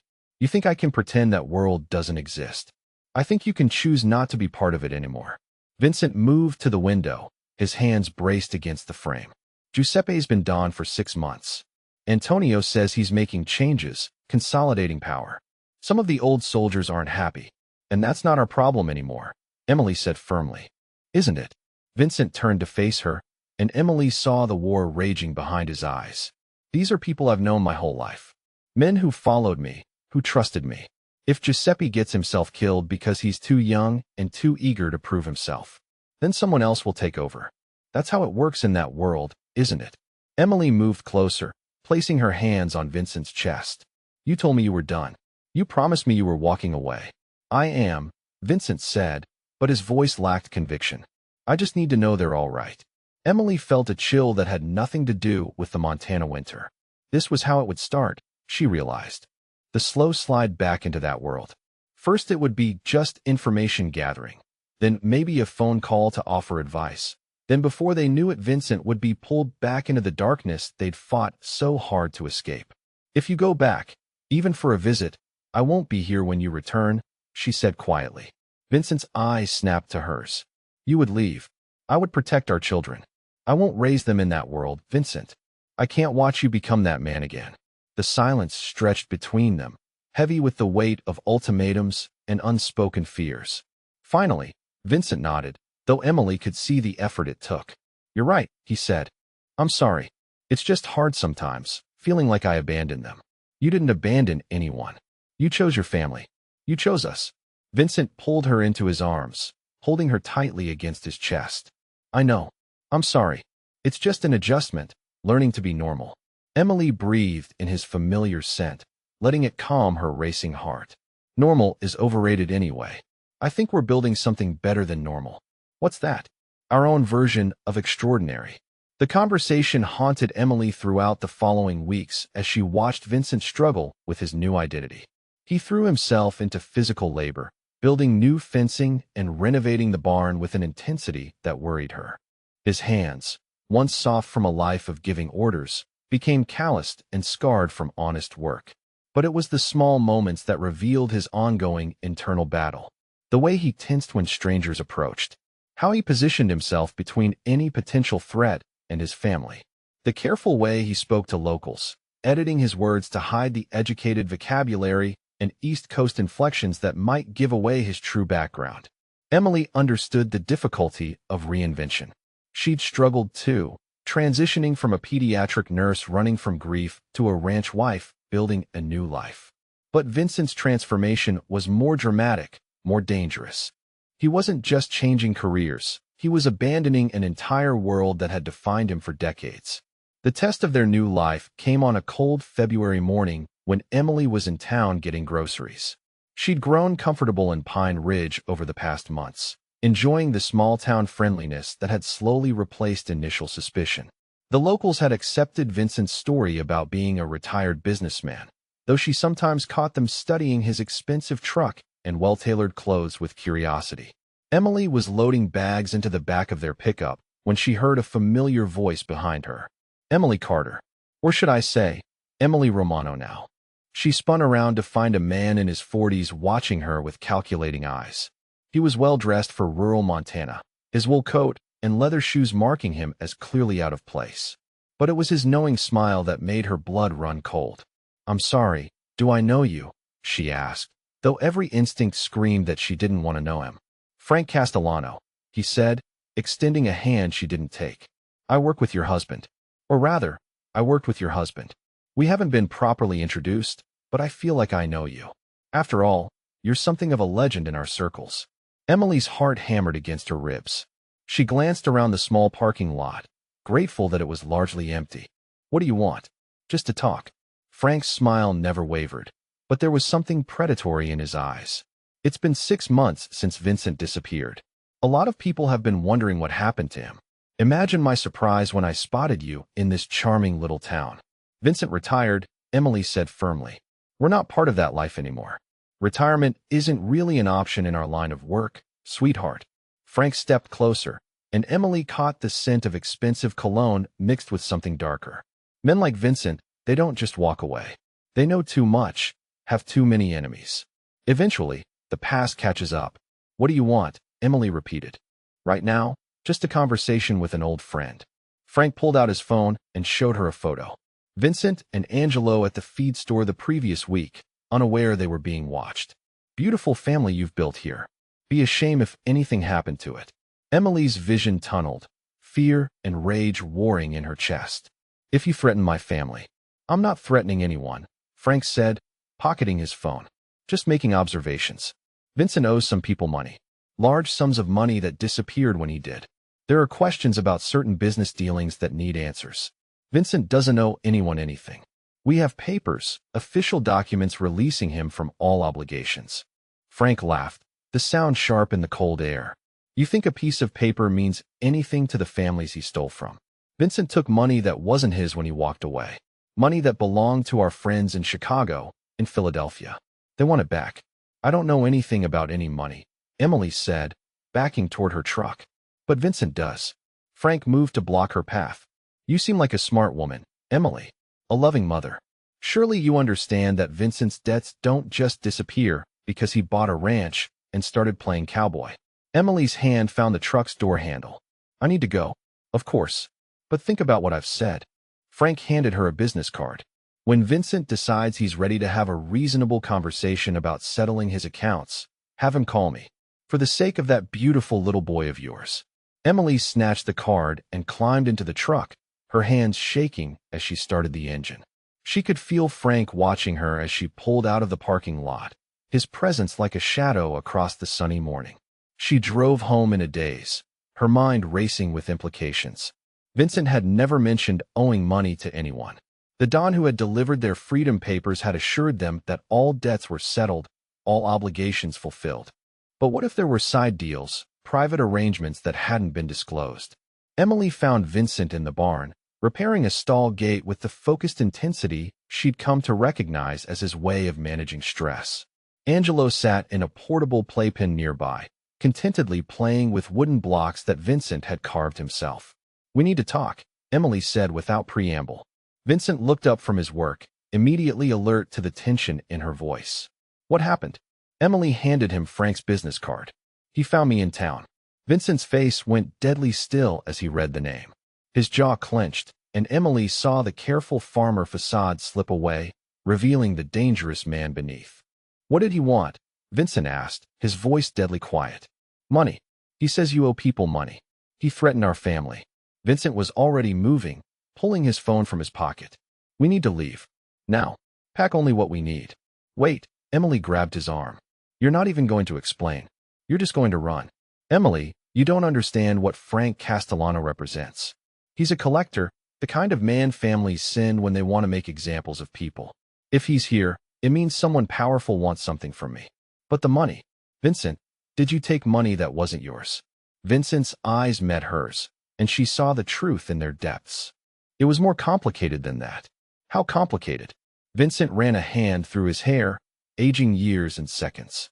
When I decided to leave, I liquidated certain assets. Money that was in accounts I controlled, investments I'd made for the family. I used it to buy our freedom, to set up our new life.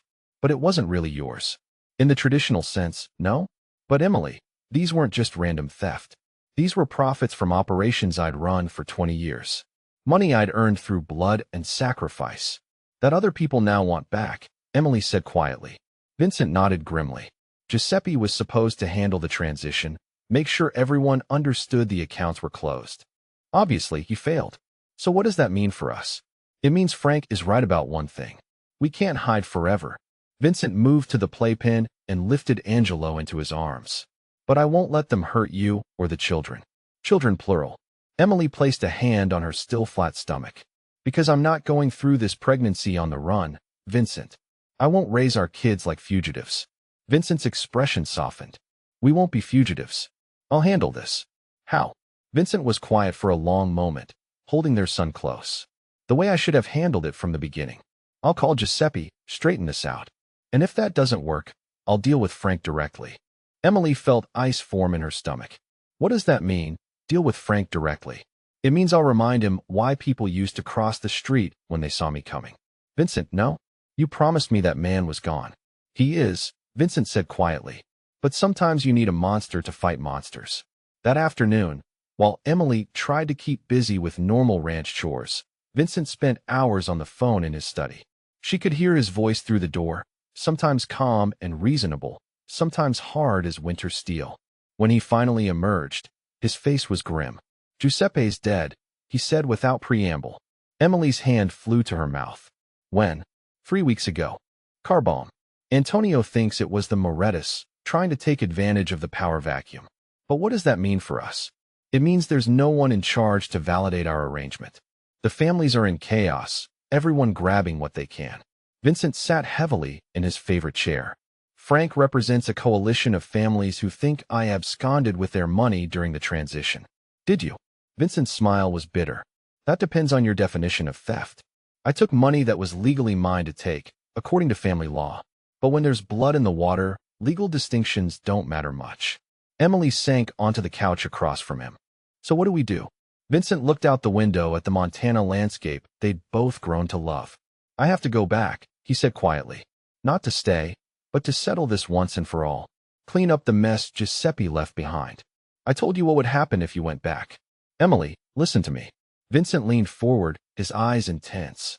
I can't fight a war for Montana. These people will keep coming, keep threatening our family, until I deal with this properly. 1 trip, 1 week to settle accounts and establish our boundaries. Then I come home, and we never look back. Emily felt tears burning her eyes. And if you don't come back? If this is a trap? Vincent was quiet for a moment. Then you take Angelo and the baby when it comes, and you build the life we planned. You find someone who can love you the way you deserve. Don't say that.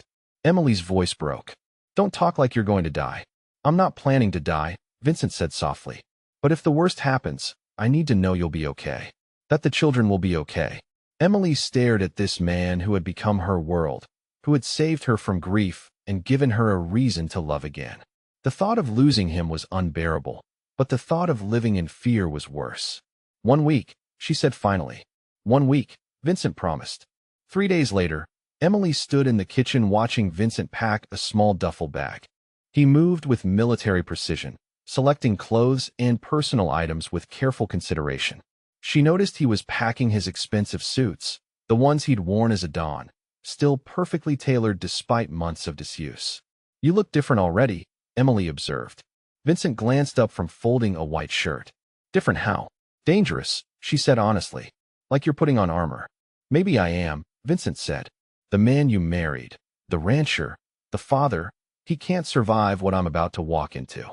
But Vincent Romano can. And what if Vincent Romano decides he likes that world better than this one? Vincent stopped packing and moved to her, cupping her face in his hands. That will never happen. This is my home now. You and Angelo and our baby, you're my world. Everything else is just business. Emily leaned into his touch, memorizing the feel of his hands. Promise me something. Anything. Promise me you won't become him again. The cold man. The killer. Promise me you'll remember who you are now. Vincent's eyes held hers steadily. I promise to come home to you. Whatever it takes. That's not what I asked. Vincent kissed her forehead, and Emily tasted the salt of her own tears. It's all I can promise. Vincent left before dawn the next morning, kissing Emily goodbye while she pretended to sleep. She heard his truck start in the driveway and listened until the sound faded into the Montana silence. For the next week, Emily threw herself into ranch work and caring for Angelo, trying not to think about what Vincent might be doing 3,000 miles away. She'd hidden his guns after he left, unable to bear the sight of weapons in their peaceful home. But every night she lay awake listening for sounds that didn't belong, her hand resting protectively on her growing belly. Vincent called every night, brief conversations that told her nothing about what he was really doing. How did it go today? She would ask. Making progress, he would answer. How's Angelo? They never spoke about the business he was conducting, the people he was meeting, the deals he was making. Emily told herself she didn't want to know, but the truth was she was terrified of what she might learn. On the fifth night, Vincent's call never came. Emily sat by the phone until 3 in the morning, calling his cell phone repeatedly only to reach voicemail. She told herself there were innocent explanations. Dead phone battery. Long meetings that ran late. But fear gnawed at her insides like a living thing. The next morning brought no word. Emily paced the house carrying Angelo, her anxiety making the baby fussy and demanding. She tried Vincent's number every hour, her messages growing increasingly desperate. Please call me, she said to his voicemail. I need to know you're okay. Angelo keeps asking for daddy. Please just call. By evening, Emily was contemplating calling Antonio, though she had no idea how to reach Vincent's former underboss. Vincent had been careful to keep their new life separate from his old contacts. But surely there was someone who could tell her if he was alive or dead. The phone rang at 8:30, and Emily lunged for it without checking the caller ID. Vincent. Emily. His voice sounded exhausted, strained. Oh, thank God. I've been calling you for 2 days. What happened? Are you okay? There was a long pause. I'm okay. There were some complications, but everything's resolved. Complications. Vincent, what happened? Frank Castellano is no longer a problem, Vincent said quietly. Emily's blood turned to ice. What does that mean? It means he won't be threatening our family anymore. And neither will anyone else. I've settled all outstanding debts and made it clear that Vincent Romano and his family are off limits. How did you settle the debts? Emily, Vincent's voice held a warning. You don't want those details. Emily closed her eyes, understanding flooding through her. Yes, I do. I need to know what you did. Vincent was quiet for so long Emily thought the connection had been lost. Frank wouldn't listen to reason, he said finally. He kept pushing, making threats. So I reminded him why that was a bad idea. You killed him, Emily said. It wasn't a question. Frank Castellano was a cancer. Vincent's voice was cold, empty of emotion. He would have kept coming after us, after our children. Now he won't. Emily sank into a chair, one hand pressed to her mouth. How many others? What does it matter, Emily? They were threats to our family, to our children. It matters because it matters. Emily's voice rose. How many people did you kill? 4, Vincent said quietly. Including Frank. Emily's vision blurred with tears. Oh my God. They were going to hurt you, Emily.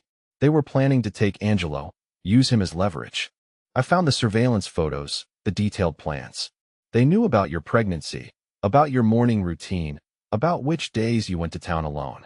Vincent's voice cracked. I couldn't let that happen. Emily understood then what Vincent had really done. He hadn't just settled debts or resolved business disputes. He'd gone to war for them. He'd chosen violence to protect their peace, blood to secure their safety. Are you coming home? She asked quietly. Tomorrow morning. But Emily, you need to know. This isn't over. What I did, it sends a message. But it also makes new enemies. We might have to leave Montana. No, Emily said firmly. I won't keep running. If people want to come after us, they'll have to find another way to resolve it. I'm not raising our children as nomads. Emily, I mean it, Vincent. No more running. No more violence. If you can't handle that, if you can't find another way to protect us, then maybe you should stay in New York. The silence stretched between them, 3,000 miles of distance and philosophical divide. I'll find another way, Vincent said finally. How? I don't know yet. But I will. Because losing you and the children isn't an option. Vincent came home 2 days later, arriving in the middle of a snowstorm that had closed the mountain roads. Emily watched from the kitchen window as his truck navigated the treacherous driveway, her heart hammering with a mixture of relief and apprehension. When he walked through the door, she saw immediately that something fundamental had changed. Vincent moved with the controlled grace of a predator again, his eyes constantly scanning for threats. The farmer husband who had left a week ago was gone, replaced by someone harder, more dangerous. Angelo, who had been fussy and demanding since his father's departure, immediately calmed when Vincent picked him up, as if he sensed the return of the protector, the alpha who could keep them safe from anything. How did it go? Emily asked carefully. Vincent studied her face as if looking for judgment. It's handled. We're safe. Emily nodded, not trusting her voice. She'd prepared herself for this conversation, this moment when she'd have to reconcile the man she loved with the killer he'd been forced to become. "I need to know something," she said quietly. "When you were there, when you were doing what you did, who were you? Vincent the rancher or Vincent the Don?" Vincent set Angelo in his high chair and turned to face her fully. "I was your husband," he said simply. "Angelo's father. The father of your unborn child. Everything I did, every choice I made, was as the man who loves you." Emily felt tears slide down her cheeks. "But you enjoyed it, didn't you? The power, the fear, the respect. Part of you missed being that man." Vincent's jaw tightened, and Emily saw the truth in his eyes before he spoke. "Yes," he admitted. "Part of me missed it. For 20 years, I was Vincent Romano, a name that meant something. People stepped aside when I entered a room. When I spoke, entire families listened. That kind of power, it gets in your blood." Emily's heart broke a little. "So why did you come back?" Vincent moved closer, his hands gentle on her face. "Because power without love is empty. Fear without family is meaningless. I had 30 years of being feared, Emily. I want 30 more of being loved." Emily searched his eyes, looking for lies, for the cold calculation that had once defined him. Instead, she saw exhaustion, regret, and something that looked like hope. "What happens now?" she asked. "Now we build the life we planned. We raise our children in peace. We grow old together watching Montana sunsets. And if more people come, they won't," Vincent said with quiet certainty. "I made sure of that." Emily didn't ask for details. She didn't want to know how he'd made sure, what threats he'd issued, or what demonstrations of power he'd provided. Some knowledge was too heavy to bear. Instead, she let him pull her into his arms, feeling the tension in his body slowly ease as he held her and their son. This was who they were now. A family bound together by love and protected by violence they chose not to acknowledge. Over the following months, Emily watched Vincent struggle to readjust to civilian life. The trip to New York had awakened something in him, some part of his nature that didn't fit well with ranch work and small-town anonymity.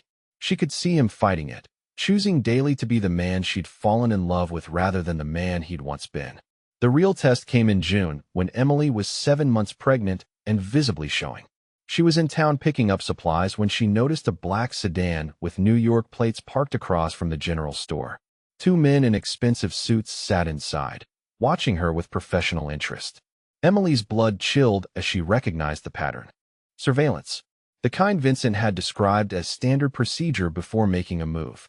She completed her shopping with forced casualness, all the while aware of the watching eyes. When she climbed into her truck, the sedan followed her, maintaining a careful distance but making no effort to hide its presence. Emily drove straight home, her heart hammering as she considered options. She could call Vincent, who was working on the north fence line, but his phone had spotty coverage in that area. She could drive to the sheriff's office, but what would she tell them? That she was being followed by men who might be connected to organized crime. Instead, she drove home and waited, watching from the kitchen window as the sedan parked at the end of their long driveway. The men made no move to approach the house, content to sit and watch like vultures circling carrion. Emily was debating whether to call for help when she saw Vincent's truck cresting the hill from the north pasture. He must have seen the sedan immediately because his truck accelerated, dust kicking up behind it as he raced toward the house. Vincent burst through the front door with a loaded shotgun in his hands, his face a mask of controlled fury. "Get Angelo and go to the safe room," he ordered without preamble. "Vincent, what's..." "Now, Emily." Vincent's voice brooked no argument. Emily gathered their son and hurried to the basement while Vincent watched from the window. She could hear him making phone calls, his voice low and urgent, speaking in Italian that she couldn't understand. 20 minutes later, Vincent came downstairs, his expression grim. "They're gone," he said quietly. "Who were they?" Vincent sat heavily on the basement couch, suddenly looking older than his years. "Giuseppe's younger brother, Marcus. He's trying to consolidate power by eliminating anyone who might challenge his authority, including you." Vincent nodded. "He sees me as a threat, even in retirement. As long as I'm alive, there are people who might look to me for leadership." Emily felt the baby kick frantically in her womb, as if responding to her stress. "What does this mean for us?"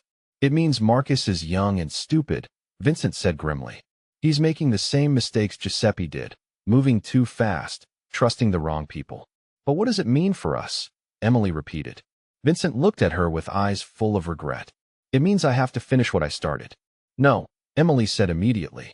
No more trips to New York. No more settling old business. I'm not going to New York, Vincent said quietly. Marcus is coming here. Emily's blood turned to ice. Here. To Montana. He'll come with a small crew, thinking he can intimidate a retired old man. Vincent's smile was cold and dangerous. He's going to learn why that's a mistake. Vincent, we have to call the police. The FBI. Someone. And tell them what? That my wife's former boss is planning to kill me for money I legally took during a business transition. Vincent shook his head. This isn't the kind of problem law enforcement can solve, Emily. Then we run. We leave tonight, drive to Canada, disappear. We can't run forever. And I won't have our children growing up as fugitives. Vincent stood, pacing the small basement room. This ends here. This ends now. Emily watched her husband transform before her eyes, the careful facade of domesticity falling away to reveal the predator beneath. This was Vincent Romano, the man who had built an empire through violence and will. The man she'd fallen in love with but hoped never to see again. What are you going to do? She asked quietly. Vincent looked at her with eyes like winter storms. What I should have done months ago. I'm going to remind the Romano family why they need to leave us alone. That night, Emily lay in bed listening to Vincent move through the house, checking locks, testing security systems, preparing for war in their peaceful home. She could hear him on the phone, speaking in quick, urgent Italian to contacts she'd hoped he'd never call again. When he finally came to bed, Emily felt the tension radiating from his body like heat. Tell me what you're planning, she said into the darkness. Vincent was quiet for a long time. Marcus will come in the next few days. He'll bring 4 or 5 men, enough to handle what he thinks is a soft civilian target. They'll probably try to take us during the day, when we're exposed. And you'll be ready. I'll be ready, Vincent confirmed. Will you kill them? Vincent turned to face her, his eyes visible in the moonlight. If they threaten my family, yes. Emily closed her eyes, feeling their child move restlessly in her womb. She thought about the life they'd built here, the peace they'd found, the hope they'd nurtured. All of it balanced on the edge of violence that seemed to follow Vincent like a shadow. I can't do this anymore, she whispered. Emily, I can't keep pretending this is normal. I can't keep acting like we're just another ranch family when every few months someone shows up wanting to kill us. Vincent reached for her, but Emily pulled away. I've been thinking about this for weeks, since you came back from New York. This will never be over, will it? There will always be someone from your past, some threat, some debt to settle. That's not true. Once I deal with Marcus, there will be someone else. His cousin, his allies, the next ambitious young Don who sees you as an obstacle. Emily, listen to me. Vincent's voice was desperate now. After this, I'll find a way to make it stop permanently. I'll reach out to the families, make a formal agreement. You've already tried that. Emily sat up in bed, her hands resting on her swollen belly. It didn't work then, and it won't work now. The only way this ends is if Vincent Romano dies.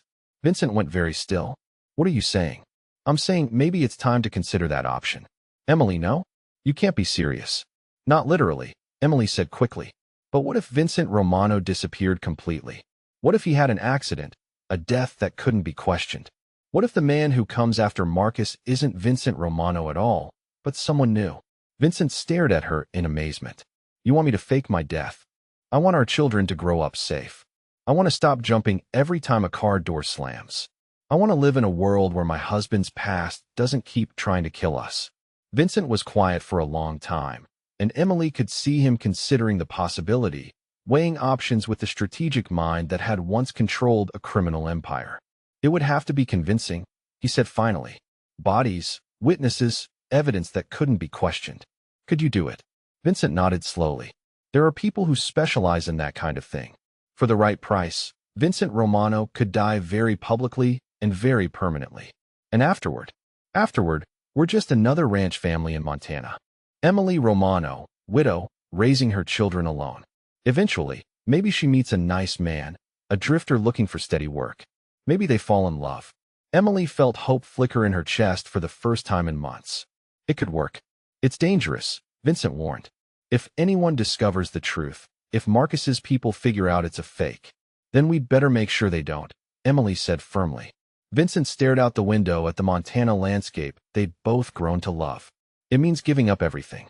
My name, my history, any connection to the man I used to be. Is that such a terrible thing? Vincent looked at her with eyes full of wonder. You would do that? Help me disappear completely.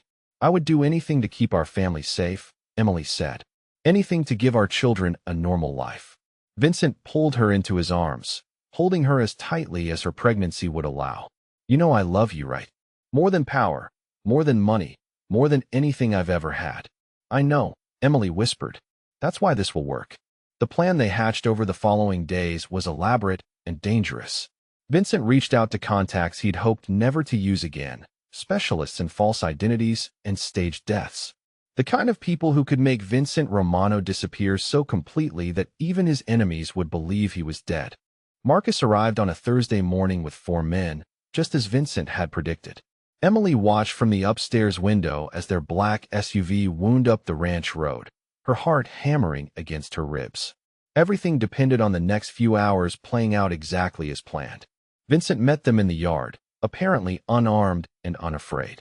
Emily couldn't hear the conversation from her hiding spot, but she could see the confrontation escalating, voices rising, hands moving toward weapons. When the gunfire started, Emily closed her eyes and prayed. Not for Vincent's safety, but for the success of the elaborate deception they'd orchestrated. In the distance, she could hear sirens approaching, law enforcement responding to reports of gunfire at the Romano Ranch. By the time the sheriff's department arrived, it was over.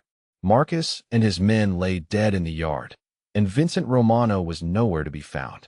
The official story was that he'd been kidnapped during the gunfight, presumably taken by associates of the dead men. Emily played her part perfectly, the terrified pregnant widow who'd hidden upstairs while her husband fought for their lives.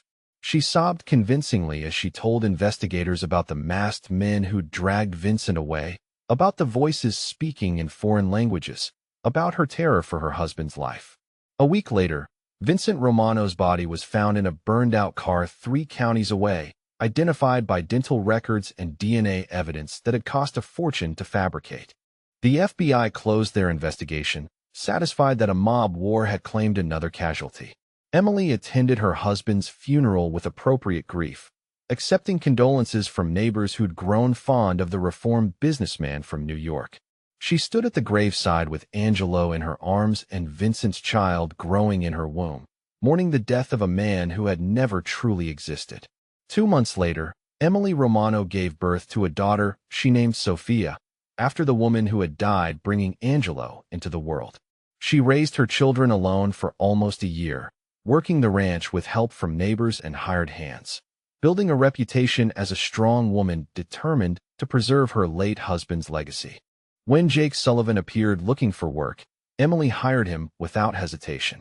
He was a drifter from parts unknown, quiet and hardworking, good with animals and children. He never spoke about his past, and Emily never asked. She was too busy falling in love with the gentle man who carved wooden toys for her children and sang lullabies in a voice she'd heard before only in whispers. Jake and Emily married quietly the following spring. A simple ceremony with just family and close friends. Angelo, now 2 and walking, called him daddy with the unquestioning acceptance of childhood. Baby Sophia gurgled happily in Jake's arms, unaware that the man holding her had died and been reborn for her sake. In the evenings, when the children were asleep and the Montana sky stretched endlessly above them, Emily and Jake would sit on their porch and plan their future.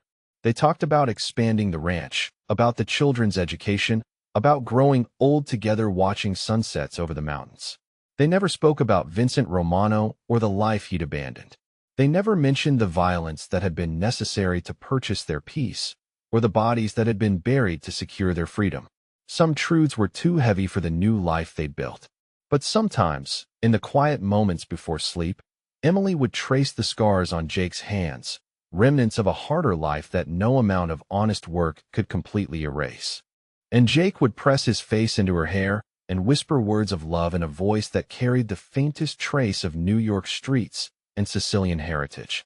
They were Jake and Emily Sullivan now, Montana ranchers with two beautiful children and a love that had survived transformation, death, and rebirth. The past was buried as deeply as Vincent Romano, and the future stretched before them bright with possibility.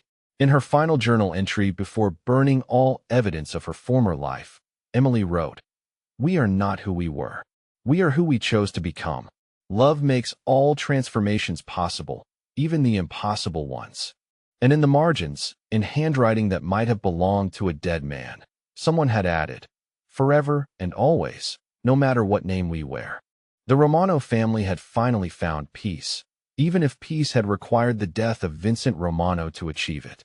In the end, love had proven stronger than blood, stronger than tradition, stronger than the chains of a violent past.